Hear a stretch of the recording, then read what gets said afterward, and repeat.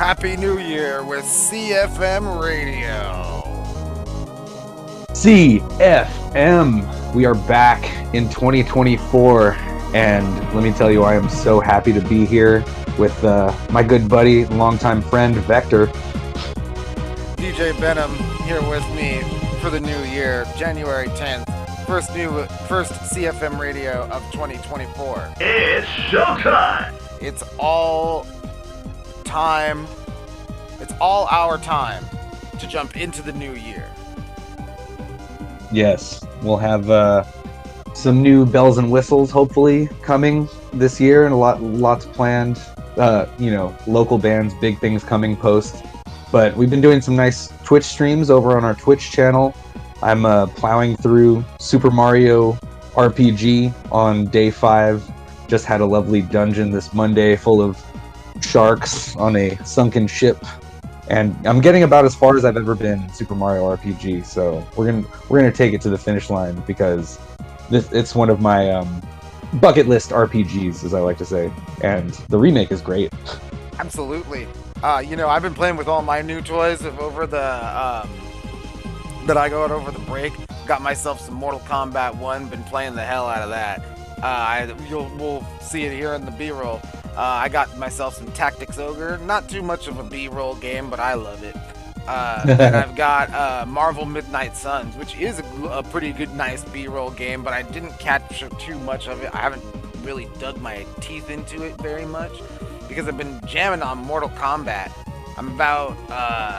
I jumped right into multiplayer, and I'm about 120 matches deep, and I'm hit Grandmaster rank today. Pretty nice. Nice. Yeah, man, it's pretty fun. I love that game. I'm loving it. But other than that, just been doing the whole thing on Twitch. Dragon Force is rough, man. We've got a huge catalog of an epic tale of conquest when it comes to the land of Legendra. But I gotta tell you, Drix, the end game of that game, it's pretty long. Yeah, that's a bit of a hill to get over, once you start fighting Lord Madrook, and just once you actually have the Dragon Force assembled, then yeah, it's just all the more strategy you need to deploy to take that all the way to the finish. That's actually kind of the worst part about it, Drix, is that the strategy actually kind of ends there.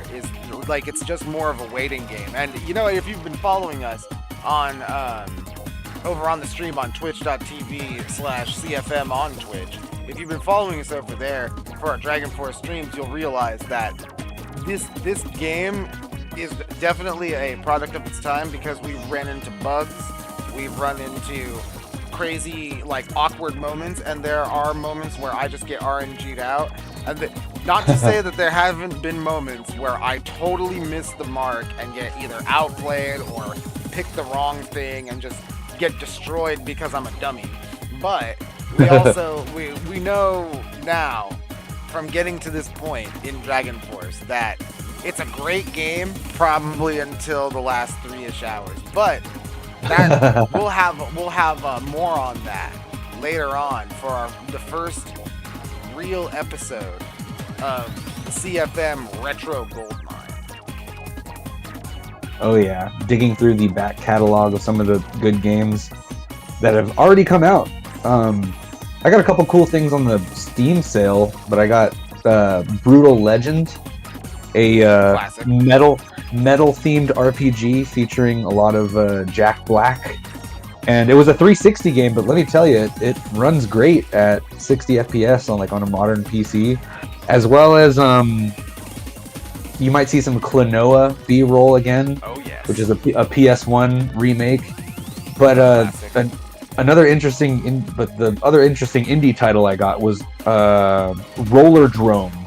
And it's like Tony Hawk with guns. I think I've heard about it on a reel that I saw online. It's like, oh, look at this game, and then saw it on sale and was like, I'm absolutely gonna buy this. But yeah, Roller Drome that game is amazing. I'll get some B-roll up soon, so we'll have it while the tunes rock on. And yeah, roller skating, actually pretty deep story too. There's the narrative parts are like really fun to explore, so you can get, despite it being like kind of a, you know, sports simulation with explosions, there's still a bit of a narrative there that's like pretty cool and a lot of fun to experience. But you know, as far as I've gotten, gets tougher and tougher towards the end as far as the skilled executions that you need to. It's, you know, it's kind of like old Tony Hawk in that there's a bunch of challenges, like, oh, collect all the, you know, skate tokens, or like, yeah, there's actually a lot of variety in gameplay and in the challenges and stuff. So you don't just need to make it to the end, but you have to do all these crazy kickflips along the way. But yeah, I've been really enjoying that one from the Steam Winter Sale. Dang, Driggs, hey, you know what?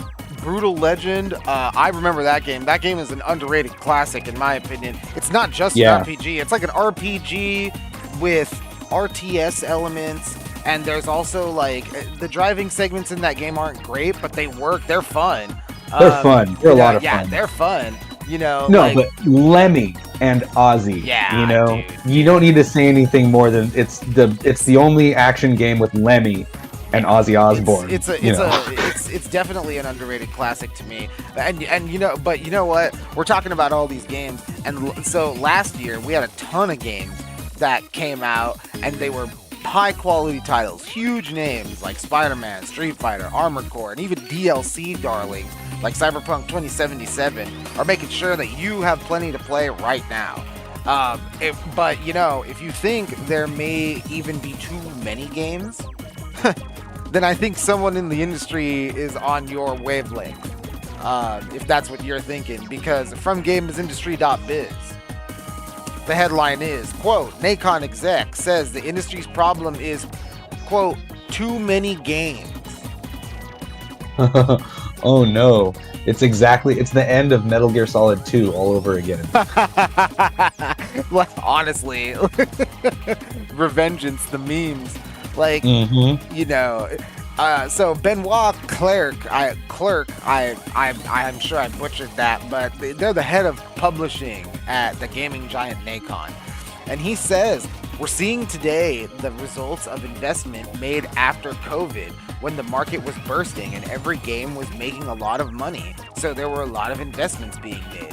This was 2 or 3 years after that. So games we're seeing now on the market were financed in that time, and there are simply too many for customers to be able to play them all. End quote. And you know, the interview goes on to talk with Clerc and the Nacon USA president, Jack Reynolds, about just how all these pressures affect their games, such as RoboCop Rogue City, a game that they said was one of those games they feel like got washed, went underneath the radar, got washed underneath the deluge of all these huge releases. We talk about the impact of console generations, about changing console generations and how that impacts peripherals and controller designs. That part was really interesting about all of the quote unquote exploits that these third parties that are in the hardware that these third parties take advantage of through their peripherals. Pretty interesting. And they also talk about things like their hard lessons learned from games such as Lord of the Rings, Gollum, and a lot more. So again, that headline is Nacon exec says industry's problem is too many games, from gamesindustry.biz. At Drix, I don't know about you, but to me, we don't have a lot of years like 2023 very often in the world of gaming. No, it's definitely something memorable that happened in the last 365 days in the world of video games. But I mean, like, as like a, you know, musician or a person who writes songs, like, it's funny to hear somebody talk about an oversaturated market, if you know what I mean. Yeah, right. Someone, you're the video game publisher says that there's too many games in a market where there's not enough people to indulge in the media. Oh, cue laughter. Like, yes, I was on Napster too. Right, honestly. But you know, it's one of those things where, to me, 2023 definitely felt like a lightning in the bottle year. But I also feel like I see the forest for the trees in the vein of, we had a lot of live services that went dark over these last 3 years. Definitely. That's a lot of resources freed up, and I understand that capital as a whole is tight. You know, we got the boomers leaving, with millennials are a little bit, you know, late to the party. The capital is still being accrued. Plus, you have all the crazy international stuff, international wars. You know, crazy ops going on everywhere. But honestly, this is probably a lightning in the bottle year. We're probably never going to see another year like 2023, at least in the volume that these high quality games come out. You got to take a step back for a minute and realize, you know, nearly every month last year, we had a new release that was worth getting. Yeah, like must-haves in your library and big franchises putting out big titles with big production value and quality. And, you know, the times are changing with the technology. You know, we used to send letters to each other. We used to have to, you know, our phones used to have wires. And now everything's just happening all that much faster. And it's, talk about our brains can only do so much. So have some compassion. But there are, too many games. I guess that's, you know, one way of putting it in a headline format. There's a lot of games coming out even at the end of this month. You know, it seems like 2024 is gonna roll on through and keep like this hit train rolling. But we all know it's not gonna last, and we've all been there. You know, almost every console generation has had huge, like literally a year and a half to 2 years where stuff just doesn't really happen. You maybe have one new big time release in the year. Yeah, especially if, you know, a generation's on its way out or something. Or two generations are existing simultaneously, you know what I mean? Like, which is kind of unheard of. Yeah, almost. You know, we had the PS2. in the mainstream popular scope of things. Yeah, I mean, I don't know. We always say that, and then there's always outliers like a Wii and a PS2, and like, you know, like an Atari Jaguar or a TurboGrafx, stuff that like either stands the test of time that shouldn't, or stuff that's way ahead of its time that just gets crushed because it's dealing with tech that's too much for people to work with, too complex for people to work with, and they'd rather work with the things that they know, you know? Yeah, sounds pretty Sega Saturn to me. Sounds pretty Sega Saturn. And you know what? But here's the thing. While AAA studios like Nacon may feel the pain under the weight of their AA studios, like Nacon, may feel the pain under the weight of their AAA counterparts, the industry as a whole couldn't be doing better, Drix. You know? Yeah. As far as just net gains and size of the market, I mean, more people are playing games than ever.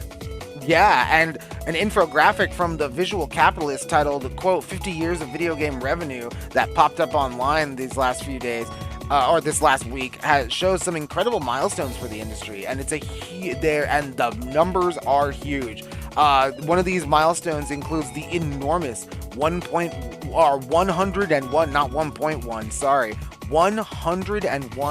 billion dollars the mobile platforms have raked in until 2022. That's not even counting last year's 2023 numbers. And alongside 2016's launch of the Oculus VR headset that put VR on the map for casual users, and if you look at the infographic, that VR bump like kind of starts with the Oculus, and it even goes back to the 2003 launch of Steam on PC, and even earlier than the mid-90s court hearings against violent video games sparked by Mortal Kombat and Street Fighter 2. So, you know, when you see these huge numbers of today and all the platforms that gaming has existed on, from arcades to consoles to mobile platforms, the idea of mobile, like, you know, think about mobile games and how they started and how they boomed with things like a Game Boy, and now it's kind of like everyone has a Game Boy.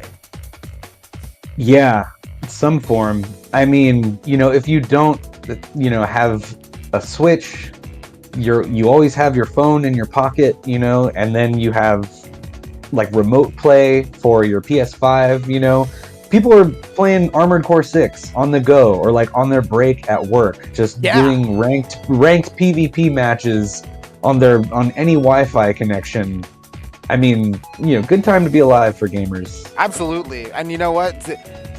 Everyone's trying to say there's too many games. Bro, when I can play Mortal Kombat 1, maybe I can't do a ranked match streamed with a reliable connection, but I could do some towers. I could get a little bit further in the campaign with a K. Like, I can do that from the PlayStation Portal, it's called. Like you said, from at work, everyone has a Switch, everything runs on the Switch. Come on. Like, yeah, and don't even get me started on the indies and people who, just like, say, recording technology in music, when anybody can buy a laptop and go home and make a song and record it. It's been that way with games now.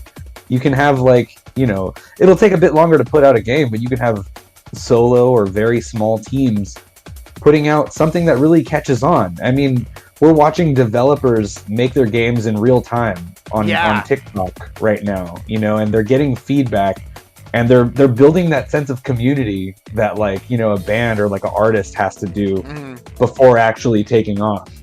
Yeah. So different marketing schemes being deployed on YouTube and stuff like that. You tune into a pirate software on YouTube. You tune into one of their streams. That dude is sitting there coding his game live on stream. Yeah. Yep. Even also Reflection. There's a land station down the street from where I live. They do plenty of live streams at Reflection OFC on Twitch, but yeah, they're not all gaming. There's been a few I've seen where he's right there in Godot or Godot, and he's just Godot and coding the Godot away all night long. Hey, do you know what? That's how that kind of stuff works. But you know how it works here on CFM Radio. We got to jam out for a minute. So Drix, what are we gonna jam to? We're listening to the Canyon stage from Arrowwings, I think for the Dreamcast. Ooh, the Canyon from Arrowwings Dreamcast. CFM Radio, we are live. 2024, first show. Let's go. See you soon.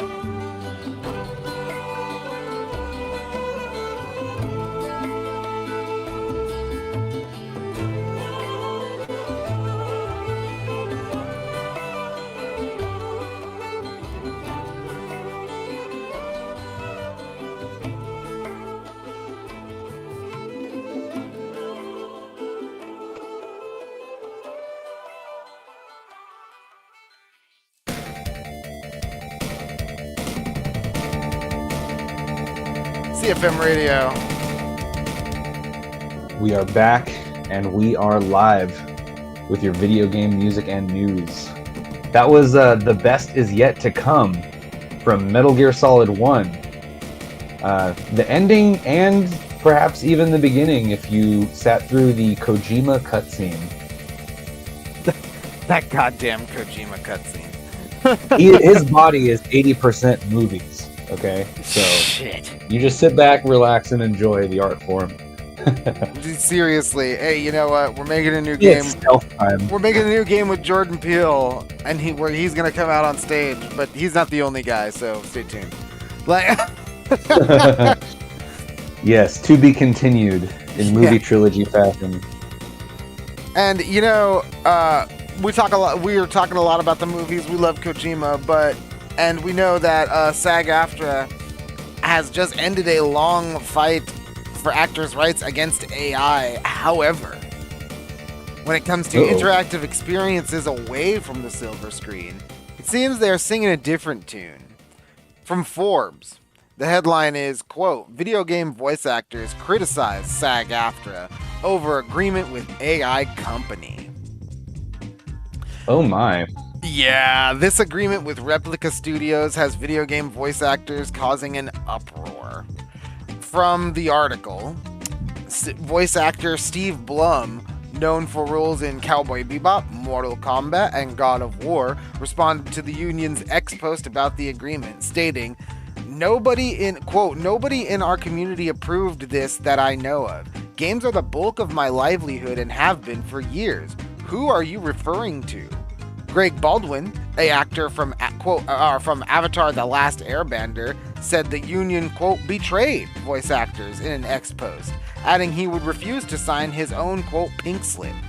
Samantha A. Morrison, a voice acting casting director, accused the union of, quote, straight up spreading lies over its claim that the agreement was approved by voice performers.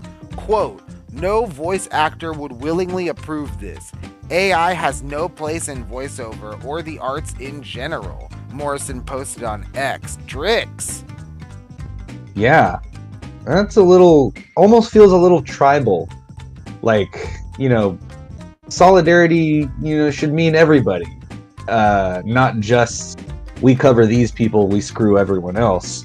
But there are some pretty big differences in, making a movie versus making a game. Yeah. But yeah, it seems like, maybe some of these video game voice actors, they don't get the same treatment as people who are treated better under the umbrella. Hey, what? And honestly, from the sounds of it, what umbrella exactly do you need to be under? Yeah. Yeah. Like it clearly ain't enough to just be under the SAG-AFTRA umbrella. You gotta be in the Hollywood sphere. Strange. As it always seems to be. Yeah, I'm sure Ryan Reynolds is covered, Yeah, but right? when it comes to Steve Blum, one of our fan favorites who's voiced a lot of our favorite characters Spike in a lot of Spiegel. France. Yeah, why doesn't he get the same coverage? Why isn't he under the umbrella? He's left out in the rain, huh? Dude, he has totally to go screwed. find his own pink slip. Jeez. Yeah, right? Oh my god, such language. Mm-hmm. Such language from such dignified performers. You know what I mean? And this is kind of wild to me. So you make a good point. So what's up with Ryan Reynolds? And furthermore, does this mean, this is kind of where my mind goes, because I don't think there are any details about Replica or what these guys actually intend on doing. Yeah, definitely missing a bit of the context. Missing a bit of the context. Double checking with these things. The company Replica is a AI platform in 2019. The company sells AI voices to video game developers from its, quote, library of ethically licensed voices. Last year, the company announced a new iteration of, quote, smart NPCs, non-playable characters that could use OpenAI or other language models to interact with video game players. The deal pertains only to, quote, digital replicas using AI to recreate the voice of a real performer, living or dead. There we go. It does not apply to AI training to create synthetic performances. So, and this is coming, I'm getting this information that you're hearing from Variety. It is, the headline here is, SAG-AFTRA signs deal with voice-over studio for AI use in video games. Once again, SAG-AFTRA signs deal with voice-over studio for AI use in video games from Variety. Like it's saying right here, digital replicas using AI to recreate the voice of a real performer. So, you know what, Drix? If I'm gonna do a little bit of line reading between the lines here, right? Mm-hmm. Right. Let's do a little bit of that. Might want to put on your tinfoil hat. Yeah, you're thinking cat. You're orb pondering. Yes, I'm gonna pull out the orb and start pondering because this sounds like the death of the sound-alike. Yeah. This sounds like my Deadpool video game will have an AI-generated Ryan Reynolds reading off the lines of Deadpool. It sounds like there's going to be an AI-generated Hugh Jackman voice being Wolverine. Yeah, in my Marvel game. Yeah, you mentioned last year at some point, like AI and video games go hand in hand. Yeah. In a lot of ways. I mean, that's what makes your enemies smart, but, will it necessarily make your characters believable or enjoyable or entertaining? If the finals is anything to go off of, it makes it good enough. Very, aggressively mid. Aggressively acceptable. Yeah. So that's passable. And hey, you know what? With all these new games coming out, I guess we're gonna have to cut costs somewhere. Yeah. Hopefully that's just one of the things where, the cream of the crop will rise to the top. Yes. And the true to the art performances will probably shine a little brighter than your AI turned out. and hopefully it just means that the AI voices go extend towards things like that, right? Like you don't get Ryan Reynolds reading off the voices, but you get the next best thing, which is the Ryan Reynolds AI, and he's trying to do the Deadpool voices. And it's probably going to be atrocious, but it's the closest thing you're going to get. I don't think this is going to put people like Steve Blum out of a job completely. Maybe he'll never get to voice Deadpool again, right? Maybe that's the thing. Maybe people will never be able to voice Batman again. Maybe people will never be able to voice Deadpool again. Maybe people will never be able to voice Captain America again, right? That's probably not what's going to happen. Probably never going to happen again. Like, Steve Blum will never get to read a voice off of Venom again, right? But, like, Yuri Lowenthal will never be Peter Parker again. But it's gonna be one of those things where Yuri Lowenthal might be the next Resident Evil protag.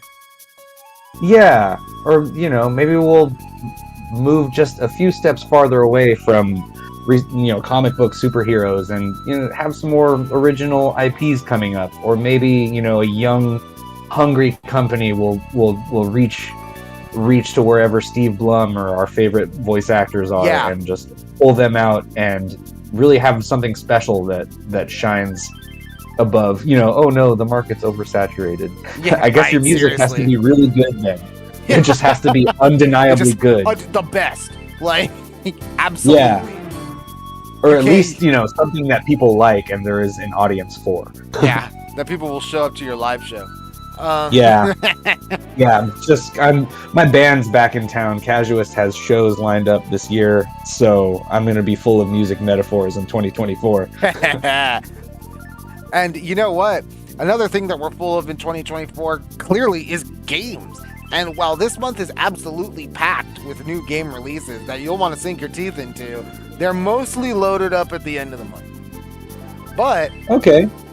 that doesn't stop us from having an interesting release coming right around the corner, and that is War Hospital. It is a real-time medical management sim that sees the player take the role of Henry Wells, a retired British combat medic who has been drafted to manage a field hospital in the hellscape of World War I.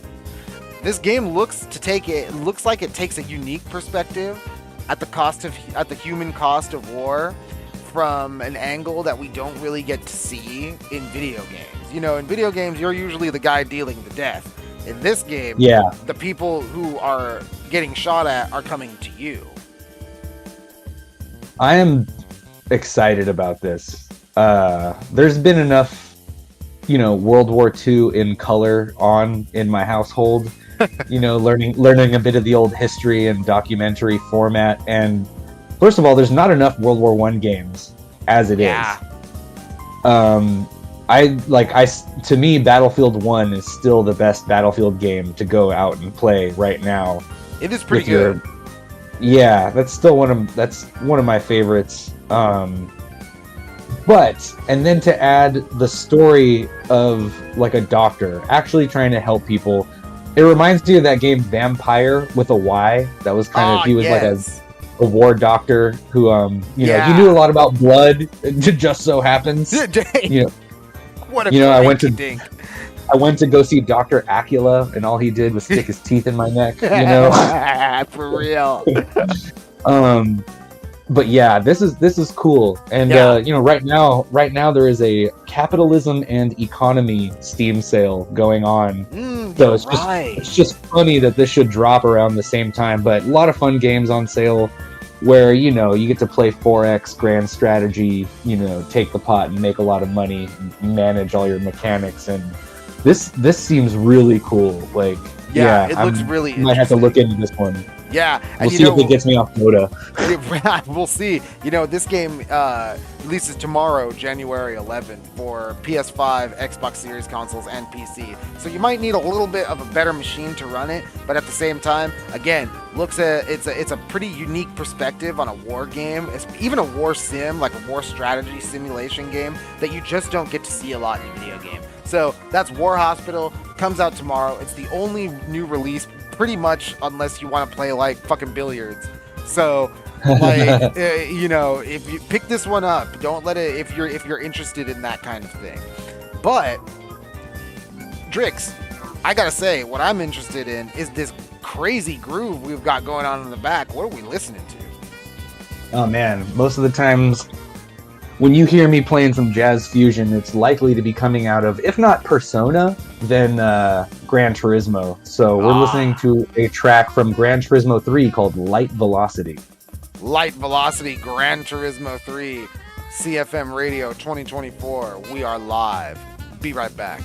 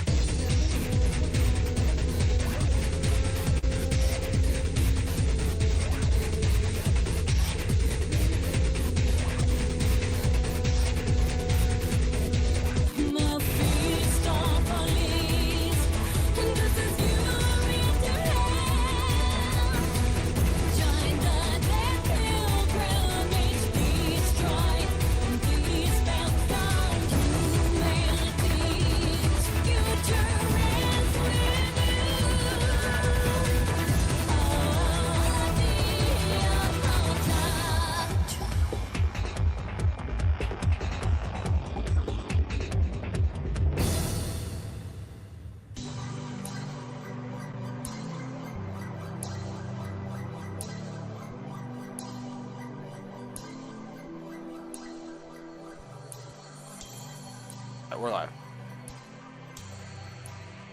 All right. That last song was from Neo Contra.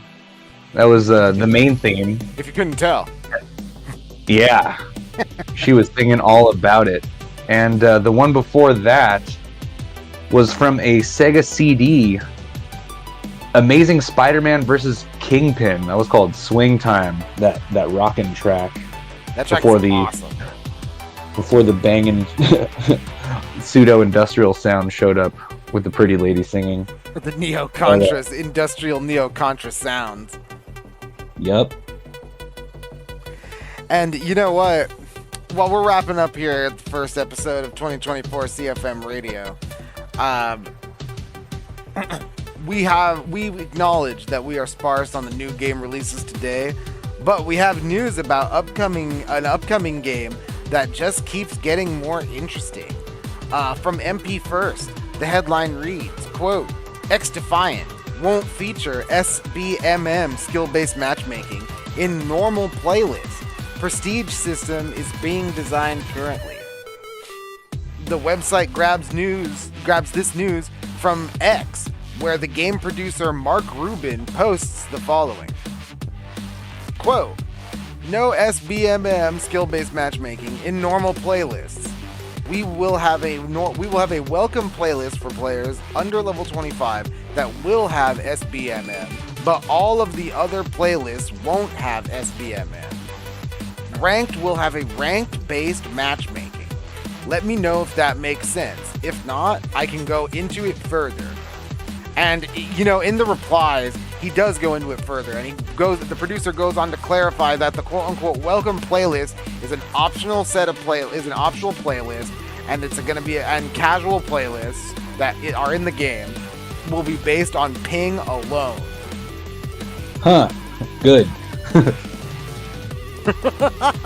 You are not. I take it you're not a fan of skill-based matchmaking. Well, they seem to be giving you some options.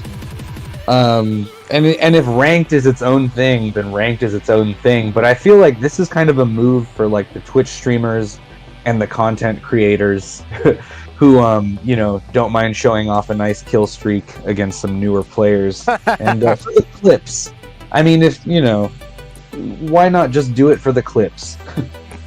It definitely, I think that's a really good way of putting it, Drake. you're giving content creators a sort of clip mode because it's just like how they used to say it on the old Xbox Live.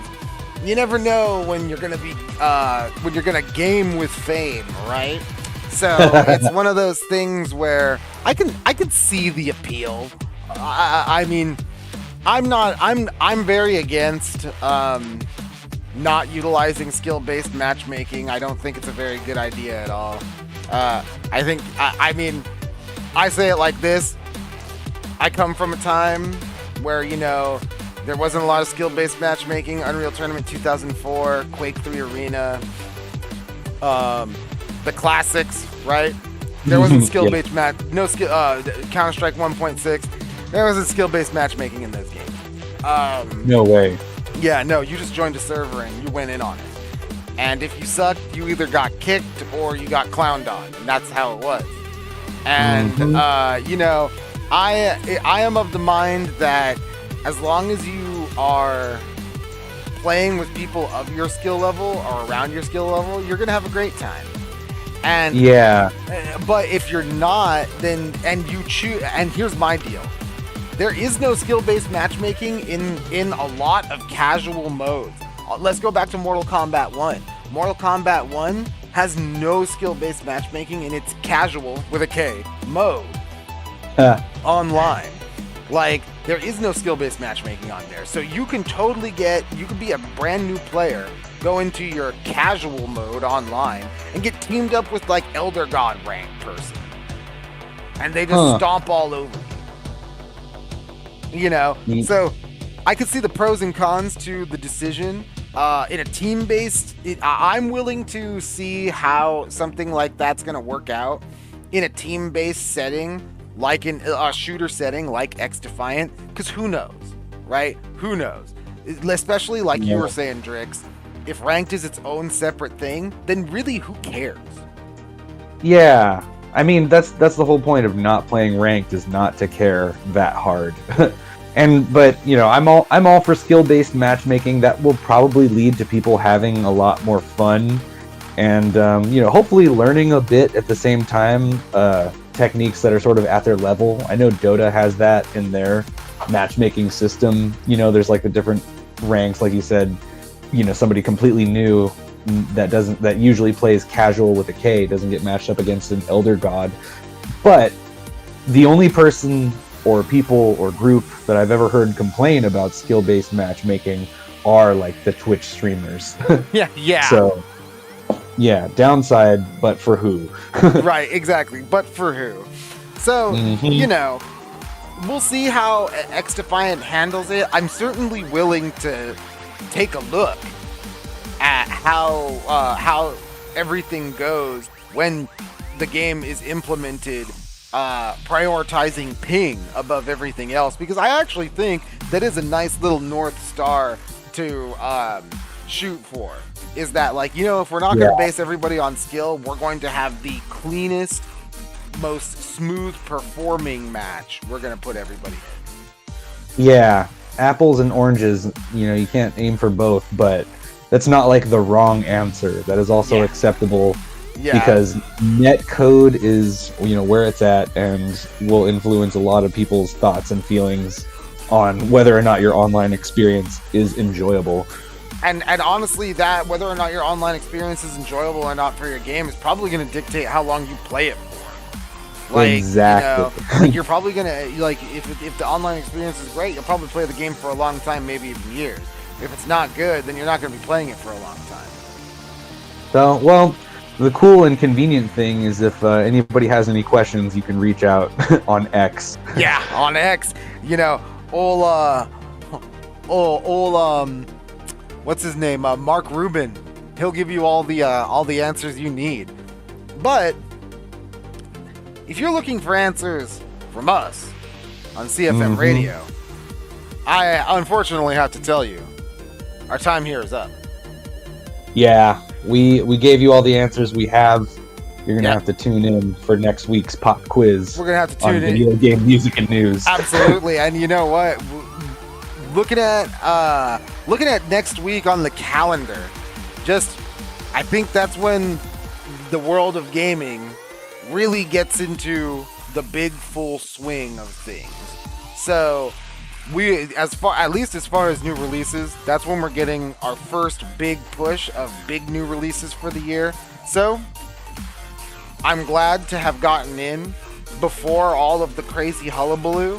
Thank you to thank you to everybody who has tuned in for the first episode of CFM Radio in 2024. Yes, we're lucky to have you, and we love you very much. We love you very much, and we hope. Tell us what you like and what you don't in the comments. And we hope. Keep up on Facebook, Instagram, TikTok, all that. And we hope that this is going to be more of a nostalgic episode, because we're hoping because it's either going to happen next week or the week after. CFM Radio is going to start looking and even sounding a little different. Yeah, bells and whistles, strings and chimes. We might, start building our little orchestra here and play you guys a video game music and news symphony. I think that sounds like something that we can deliver on, Drix. But until next time, you'll have to wait. Thank you everybody. Like Drix says, like our Facebook, follow us, or subscribe to us here on YouTube, follow us on Twitch for video game, all of our video game live gameplay. Every Monday we have our Mario Mondays. That's on Drix. Yes, so much fun. Very, very good. We are doing Retro Goldmine on Tuesdays with Dragon Force. We're on the home stretch. I probably have one last episode of that's going to happen live. But until next week, CFM is back in full swing. We'll see you next week. Thank you, everybody. Have a great night.